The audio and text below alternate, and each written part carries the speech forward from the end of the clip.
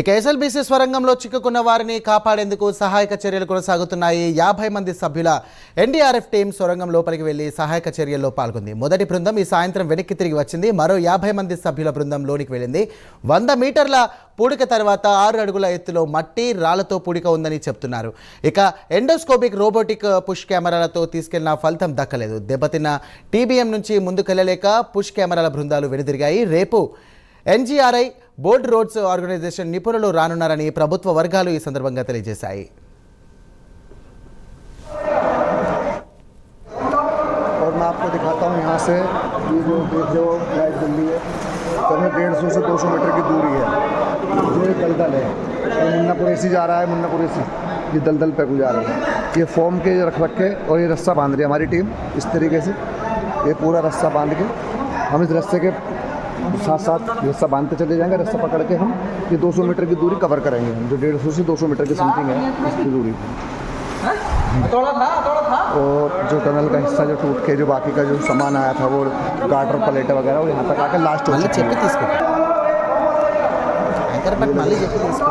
और मैं आपको दिखाता हूँ यहाँ से ये जो लाइट जल रही है करीब 150 से 200 मीटर की।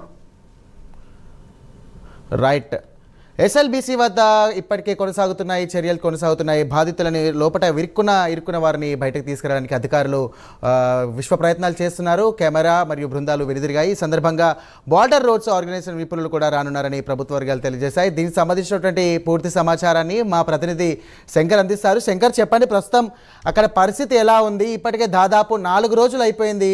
లోపల చిక్కుకున్న వారిని అధికారులు ఏ విధంగా బయటకు తీసుకొచ్చే ప్రయత్నాలు చేస్తున్నారు? అలాగే దీనికి సంబంధించి కార్మికుల కుటుంబ సభ్యులకు ఏమైనా సమాచారం ఉందా? వారి పరిస్థితి ఏంటి? అక్కడ జరుగుతున్నటువంటి చర్యలు ఎలా ఉన్నాయి? రైట్ సాయిరామ్, అయితే ఈరోజు ఉదయం నుండి అయితే జాతీయ మరియు రాష్ట్ర విపత్తు నిర్వాహక బృందాలు ఏవైతే ఉన్నాయో మార్నింగ్ నుండి అహర్నిశల కృషి చేస్తున్నాయని చెప్పుకోవచ్చు.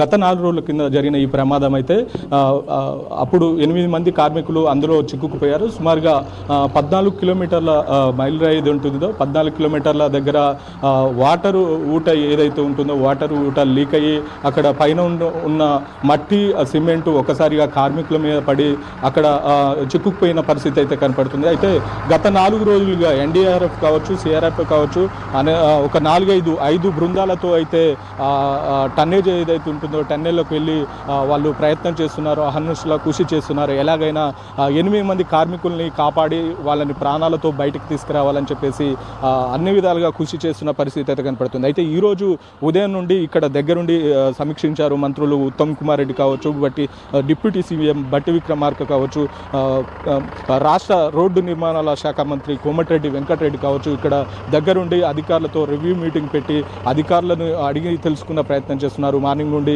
ఎప్పటికప్పుడు లోపట్ల టన్నెల్లో కార్మికులు అంటే ఎంత మేర అక్కడ వాటర్ ఉంది, దాన్ని ఎలా డీవాటరింగ్ చేయాలి, ఆ వాటర్ని బయటికి ఎంత మేర తీస్తే కార్మికులు బయటలో పడే అవకాశం ఉందని చెప్పేసి ఎప్పటికప్పుడు సమీక్షా సమావేశాలు నిర్వహించి అధికారులతో మాట్లాడి అధికారులతో ఎలా చేస్తే బాగుంటుందని చెప్పేసి అధికారులతో మాట్లాడిన పరిస్థితి అయితే కనపడుతుంది. అయితే ఈరోజు మార్నింగ్ ఉత్తరాఖండ్ నుండి ర్యాపిడ్ హోల్ మైనర్ అని ఒక బృందాన్ని తీసుకొచ్చారు. వాళ్ళు ఉత్తరాఖండ్ నుండి వచ్చిన పరిస్థితి కనపడుతుంది. వాళ్ళు ఎలకల్లాగా సొరంగం ఏదైతే ఉంటుందో సొరంగంలో ఎలకల్లాగా హోల్స్ చేసుకొని వాళ్ళు లోపలికి వెళ్ళే ఒక ప్రత్యేక బృందంగా పిలుస్తారు. ఇంతకుముందుకు ఉత్తరాఖండ్లో కూడా ఇలాంటి ప్రమాదం ఒకటి చోటు చేసుకుంది. ఇలాంటి ప్రమాదం చోటు చేసుకున్నప్పుడు అక్కడ ఆ బృందం మీద వెళ్ళి అక్కడ చిక్కుకున్న కార్మికుల్ని బయటికి తీసుకొచ్చే పరిస్థితి అయితే కనపడుతుంది. అయితే అలాంటి టీంని ఇక్కడికి తీసుకొచ్చి లోపలికి ఎంత మేర బురద ఉంది ఏంటి అని చెప్పేసి బృందం లోపలికి వెళ్ళిన పరిస్థితి కనబడుతుంది. మొత్తం మీద అంటే సుమారుగా 7 ఫీట్ల మనం ఆ బృందంతో మాట్లాడే ప్రయత్నం చేశాం. సుమారుగా 7 ఫీట్ల మేర ఆ బురద మట్టి అన్నీ చిక్కుకుపోయిన పరిస్థితి అయితే కనపడుతుందని చెప్తున్నారు. వాటర్ కూడా సుమారుగా 4 కిలోమీటర్ల మీద వాటర్ ఉంది.